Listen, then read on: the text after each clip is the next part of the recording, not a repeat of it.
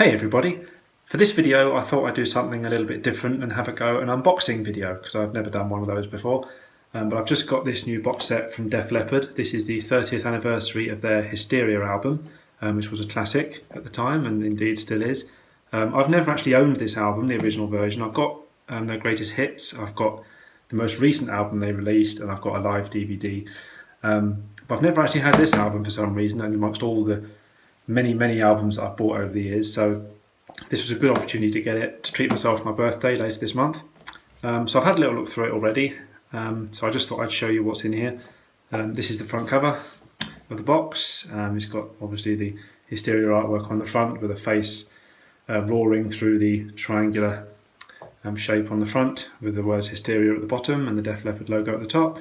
It looks very nice, very colourful, and then it kind of extends around the sides like that, and then on that side you've got the Def Leppard Hysteria logo again, and then on the back, which is the crucial bit, you've got all the contents. So you've got the original album on disc 1, disc 2 and 3 are all B-sides and remixes, which are going to be interesting to listen to.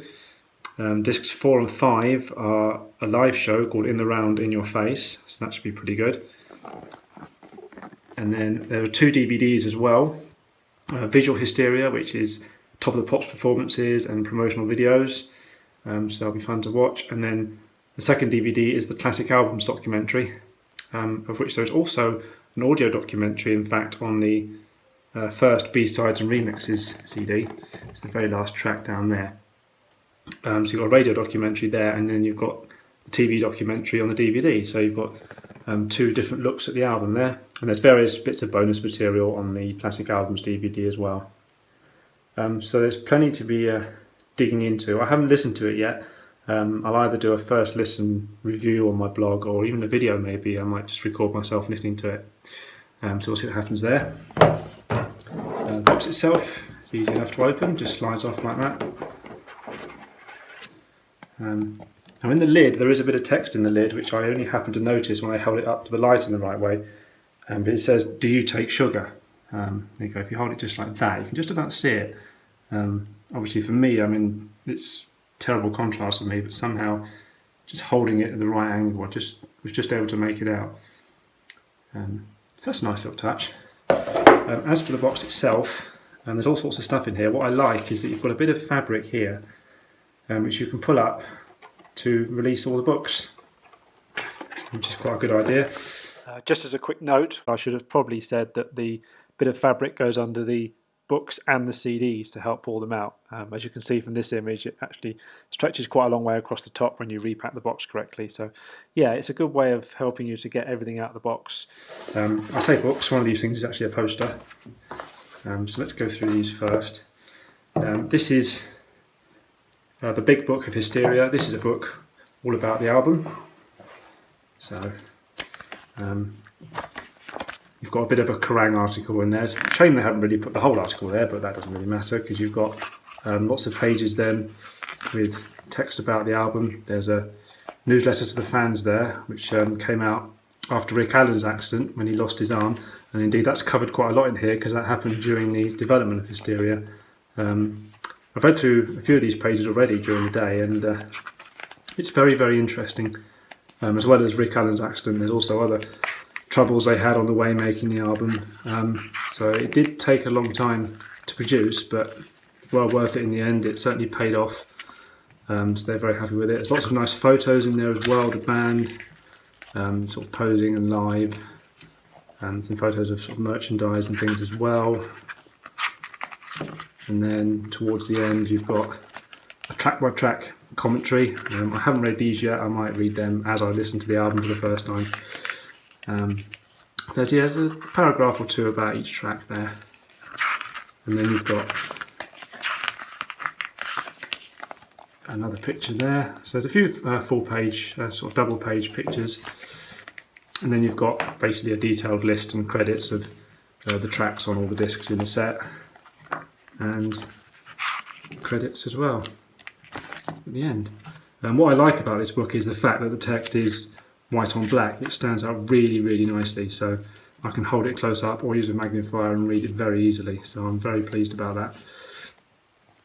The only bit that is difficult perhaps is the newsletter to the fans here that came out, but I was able to use a magnifier to read that because that's very small text. But yeah, otherwise it's a very nice booklet, nice shiny pages. So that's good, that's the first one. Another quick note that I forgot to mention in my original recording is that I also found a couple of typos in the booklet, which is a bit of a shame, especially as one is the third word on the very first page of text. Here you've got a misspelling of the word conceived, and then a little bit further in the book you've got at the bottom of the page you've got on the afternoon, so you've got a double the when there doesn't need to be. So it wasn't quite proofread fully, which is a bit of a shame, but I haven't found any other typos as yet. It's not to say there aren't any there, but yeah, it's just something I noticed. I guess it's part of my job to proofread things, so I'm kind of used to noticing things like that. So yeah, that is a bit of a drawback, but at the end of the day it is still very interesting to read, so I'm prepared to overlook it, but it would have been nice if they'd checked it thoroughly and corrected those little things. And this is a tour programme. I haven't actually had a close look at this just yet, but this is a copy, a facsimile of the Hysteria tour programme. As you can see, the triangle on the front of this is actually a window into the first image inside, which is a nice little touch. And that's got basically lots of pictures in it. A little bit of information there. That text is really, really small. Let's have a look at that. Yeah, that is really tiny. So I'm going to have to use my magnifier to read that, definitely. Got some nice pictures there. The band performing live. Oh, and that bit opens out. You actually get a nice big picture there. That's a nice triangular shaped picture there. That's quite nice. Yeah, nicely designed that. And again, you can open it on that side as well. Yeah, interesting design. So that's that again. Nice smooth paper, nice glossy paper. You haven't skimped on that. And then this is a portrait of Hysteria by Ross Halfin. This is basically more photos, basically. Again, very well taken, showing the band at the top of their game.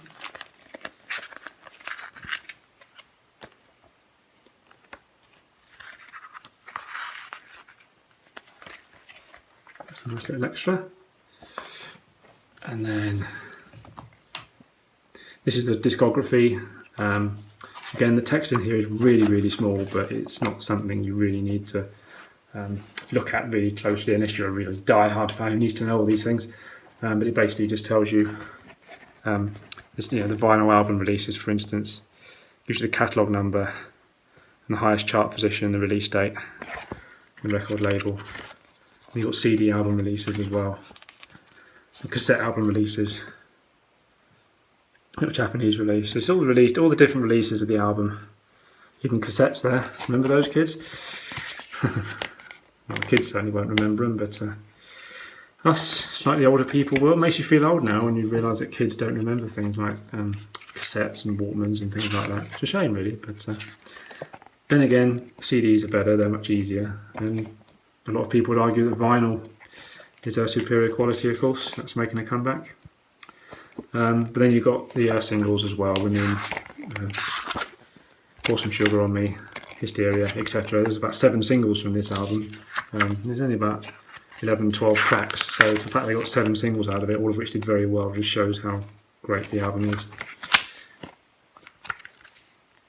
And then you've got DVD Blu-ray releases as well. Hysteria, classic album documentary. A few versions of that around the world by the look of it. If you're in Japan there, Australia and US and UK. Don't know what the difference between all the Japanese ones is.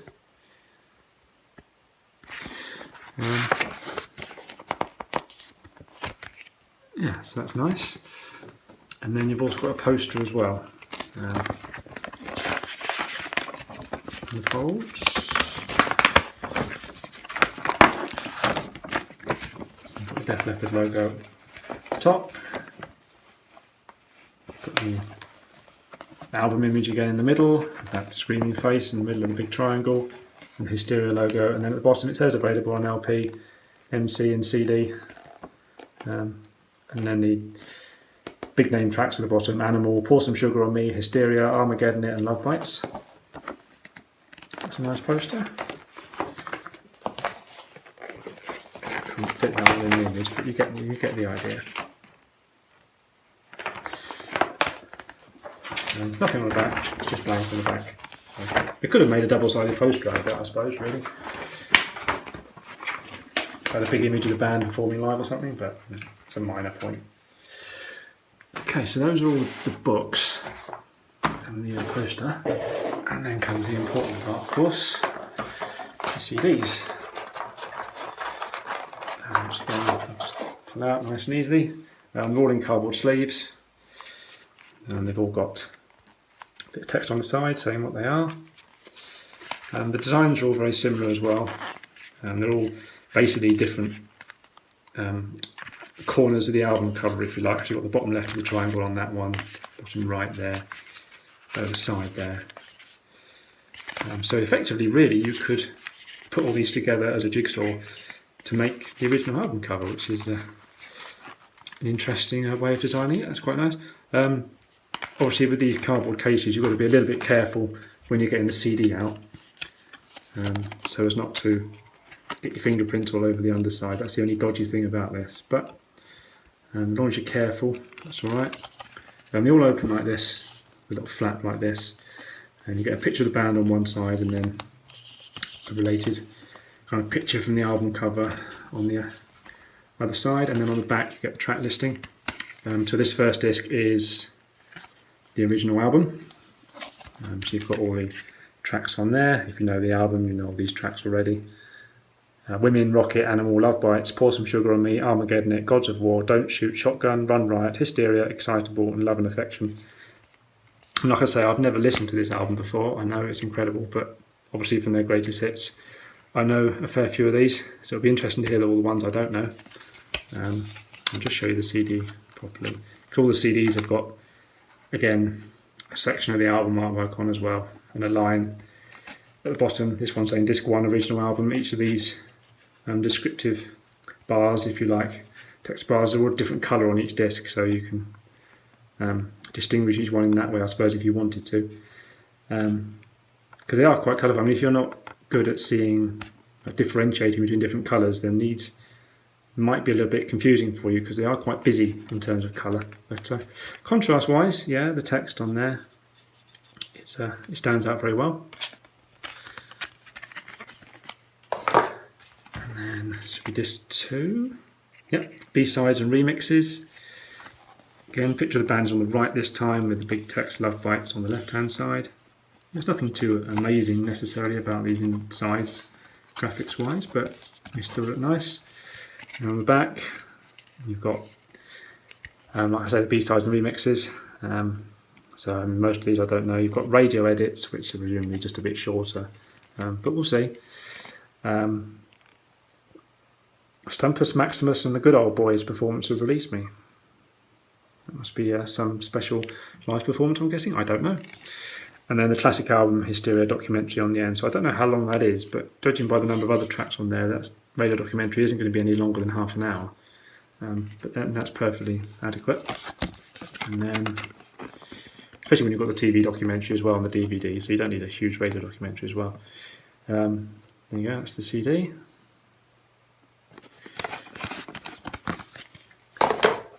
And then disc 3, more B-sides and rarities. Again, Rocket is the track that gets mentioned on the inside graphics. Another nice picture of the band there. They did look pretty cool, as well as their music being great. So here you've got some 12-inch singles. So you've got extended versions of tracks like Rocket and Animal, and Pour Some Sugar on Me. And who can complain about a Def Leppard track being longer? I certainly can't. And again, some more B-sides as well. Live B-sides, in fact. So that should be interesting. That's good. I'll show you the CD as well before I forget. As we'll do this complete. Again, nothing too unexpected here. Again, it's all just segments of the album cover, effectively, but it is a pretty nice album cover. And then this is disc 4 in the Round in Your Face Live. This is the first part of that show. Armageddon being the name of the track represented on that artwork inside. 1, 2, 3, 4, 5, 7 tracks there. This is the one thing I don't like, is the fact you've got red text down here. I mean, the track listings are white on black. That's great. But I should have mentioned that here on the B-sides and remixes, where you've got descriptions of what the remix is, whether it's extended remix or whatever. The fact that it's red on black does make it very hard to read, so I have to hold it quite close to read it. Yeah, that's live in McNichols Sports Arena, Denver, 1988. So that's my only quibble with the artwork. It's that red text, red on black, never a good idea. Again, nice looking CD.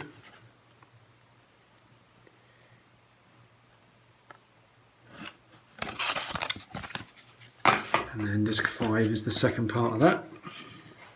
So you're getting the idea now. No track name mentioned on the inside of that one. It's just the teeth from the face that looks through the album cover. A tall portrait picture of the band rather than the landscape one that we've seen so far. And again, same number of tracks. There's 8 tracks on the back of that one. To finish off, some classic ones as well there. That's good. And the CD.